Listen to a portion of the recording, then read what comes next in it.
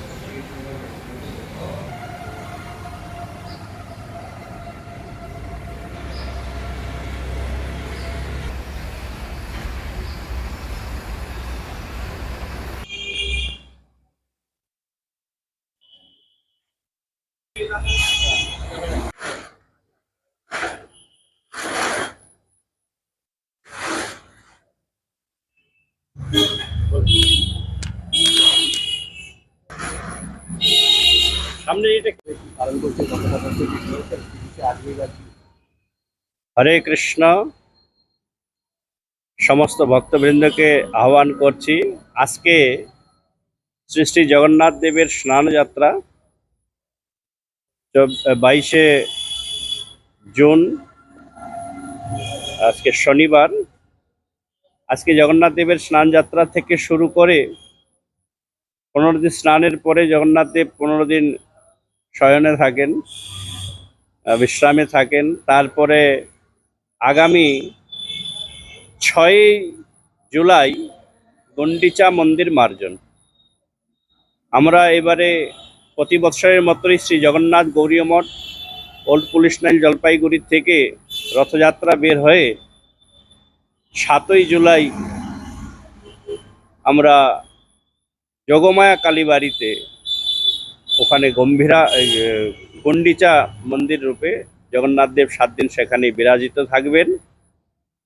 তো আগামী 6ই জুলাই গুন্ডিচা মন্দির মার্জন আর 7ই জুলাই রথযাত্রা এবং 15ই জুলাই জগন্নাথ দেবের পুনর্যাত্রা। 15ই জুলাই জগন্নাথ দেব পুনর্যাত্রা হয়ে জগন্নাথ গৌরীয় মঠেই আগমন করবেন। আমাদের জগন্নাথ দেবের রথযাত্রার প্রস্তুতি শুরু হয়ে গেছে। আজকে স্নান যাত্রা একটু পরে শুরু হবে। আমাদের রথ তৈরি হচ্ছে, মানে যে একটুখানি সংস্কার আদি করতে হয় প্রতি বৎসরেই রথের সময়, সেই রথ সংস্কার কার্য শুরু হয়ে গেছে অনেক আগের থেকেই। এখন চলছে, প্রস্তুতি চলছে সমস্ত কিছুই। আজকে থেকে শুরু হয়ে গেল রথযাত্রার ঘন্টা বেজে গেল। আমি পুলিশ প্রশাসন এবং অন্যান্য যাদেরকে নিমন্ত্রণ করার, সকলকে মোটামুটি নিমন্ত্রণ করা হয়ে গেছে। পুলিশ প্রশাসন আমাদেরকে আশ্বাসন দিয়েছেন প্রতি বছর যেভাবে আমাদেরকে তারা গাইড করেন, এবারেও তারা করবেন।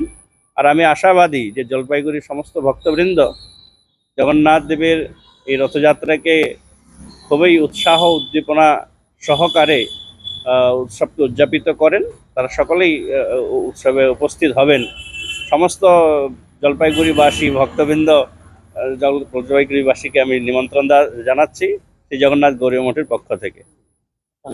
আমার নাম পুণ্ডরিক দাস, বর্তমান শ্রী জলপাইগুড়ি গৌরীয় মঠের অধ্যক্ষ। আমার নাম পুণ্ডরিক দাস।